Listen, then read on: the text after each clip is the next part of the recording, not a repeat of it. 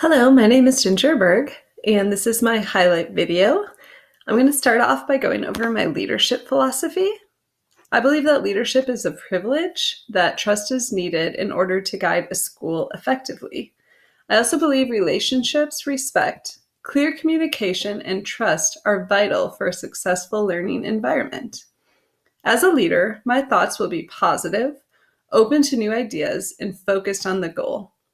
My words will be fair, consistent, true, and encouraging. I will communicate clear expectations in a respectful way that holds everyone to fair and common standards. I will lead by extending trust and earning the trust of those I lead. I expect to keep a growth mindset instead of reverting to a fixed mindset in challenging situations. And a quote that I love is by Stephen Covey. Extending trust is the ultimate act of leadership, the defining skill that transforms a manager into a leader. The next thing I'd like to highlight is my resume.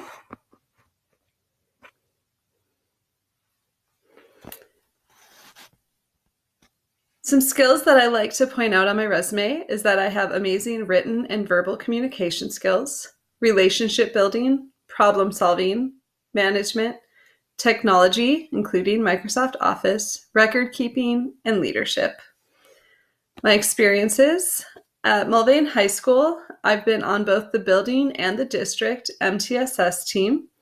I've been on the district autism team, the school improvement team, the building leadership team, the Power Hour team, the mathematics textbook adoption committee, academic intervention team, motive education task force, numerous interview committees, the Study Island Evaluations and Implementation team. I've been a mentor teacher, assistant soccer coach. I've been the teacher in charge when the administrators were out of the building, the administrative intern, the KAY sponsor.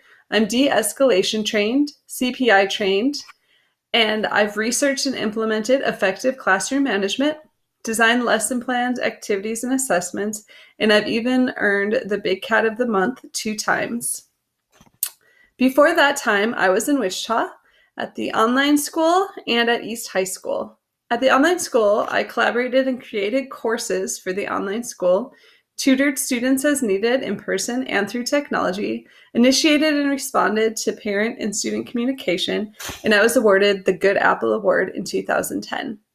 At East High School, I designed and implemented lesson plans, assessments, and activities, analyzed data, and redesign lessons and activities to meet student needs. I was on PLC teams, and I provided meaningful feedback to students and communicated with parents. My education, I am currently at Fort Hays State University, finishing up my building administration endorsement, and I should complete that in May of 2022. I got my master's in instructional design and technology from Emporia State in May 2010, and my secondary mathematics education bachelor's from Wichita State University in May 2005. I'm also currently our church treasurer at First Baptist Church in Mulvane. As part of that role, I oversee the finance committee and the accounting team. I have evaluated and updated and continue to update the financial policies and procedures. I present the financial reports to the congregation each quarter. I help set the church's annual budget. I analyze spending against the budgets, and I verify and approve spending. I'm also a self-published author. I published a children's book about my family's journey through foster care and adoption called My Patchwork Family. In order to do this, I hired and collaborated with a local illustrator.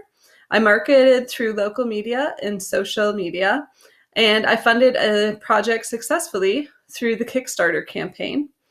And since then, I've educated listeners on a variety of podcasts on the topic of publishing a book, foster care, adoption, and parenting children from trauma. I also have experience as a Girl Scout assistant troop leader. The next thing I'd like to highlight are my artifacts from my district level, elementary level, and secondary level. I was blessed to be able to do a variety of activities at the district level. The first was I was able to be a part of our district's communication plan, where we sat down and planned out what positive events we could put out on social media that our district was involved in for every day in the month of June. I was also able to lead a book study for our textbook adoption for the math department in order to make sure we were all on the same page and had a common goal before we started the process of adopting a textbook.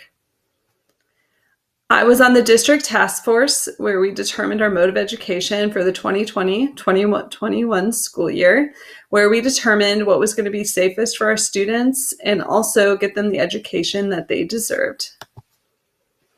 I'm part of the district autism intervention team, where we learn about identifying students with ASD for educational purposes and also strategies in order to help them be successful. And we also talk about universal designs that we can implement that will help all students, not just students with ASD. I was a part of the Wildcat U, which was our summer school last year, the curriculum creation, determining what resources the teachers that were doing that would need and getting them organized and ready for the teachers. I have also been very fortunate to be able to do a bunch of different activities at the elementary level. One of those was I was able to sit in with the grade school teachers when they did a professional development. And afterwards, the grade school principal discussed the pros and the cons of the way they did their professional development with me. I took part in a meeting with the grade school principal to brainstorm ways to navigate teacher issues with one of the teachers. Because of confidentiality, I can't share a lot about that, but the principal did note that they use the adaptive communication method, and I was able to look into and learn more about that. I also met with the grade school principal and teachers and paras to discuss best practices to meet the needs of a specific student. So this was really interesting to me because having always been in the high school level, it was awesome to see how the team really worked together at the grade school level to make sure the student who had an IEP really was able to get pushed to grade level standards, but also met at her current abilities. I was part of the FastBridge data analysis with teachers and the grade school principal, and they looked at their data and set goals for where they would like to be by the end of the year with their students this year. I also met with the grade school principal about district context and how it affected her school. So we talked about numerous school board policies and how that affects her at the grade school. I am so thankful that the principal is very transparent and open and willing to share things with me. The same principal also had a conversation with me about equity and allocation. So during this meeting, we discussed everything from the grade school schedule to show how every teacher is given a voice. So how she determined who had what specials when and how she made sure everyone had plan and balancing everything out. So all teachers were given what they needed and there was equity among the teachers in their schedules. I was also able to do e-walkthroughs with this principal. So we went to a variety of different classrooms and she completed her e-walkthrough. And then afterwards we discussed in the hallway what I had noticed, what she had noticed, what she had put on the e-walkthrough, which was amazing to have that firsthand experience with it. At the secondary level, I got even more activities because this is the school that I am at. I have been a part of the school improvement team. So we looked specifically, I was in charge of looking at our state assessment scores and how we can improve them in order to earn that star. So we brainstormed ideas with the different departments. I've also been the teacher in charge. When all of our administration was out of the building, I was asked to be teacher in charge while they were gone.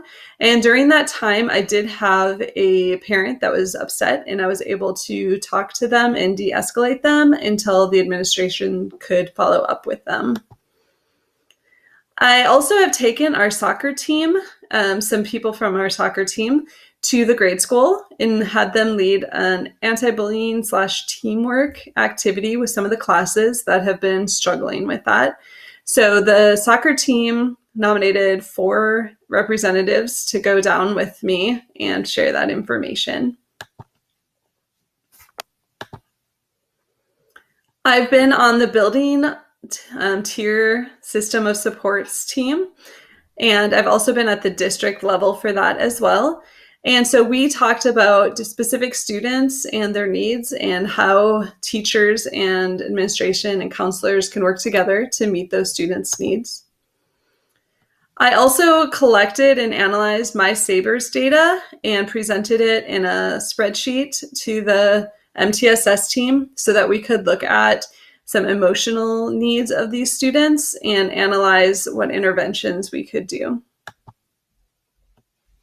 I'm a part of my buildings textbook planning and piloting committee, where we've looked at some different possibilities for curriculum and what's going to be the best fit for our school next year.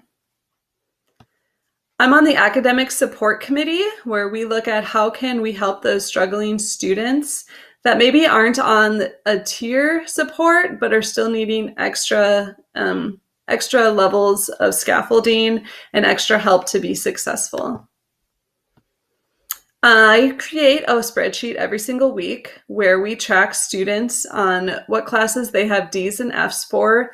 And then we have some required time each week where those students need to meet with their teachers that they have D's and F's. And so we use this spreadsheet to track students and make sure they're going where they need to go.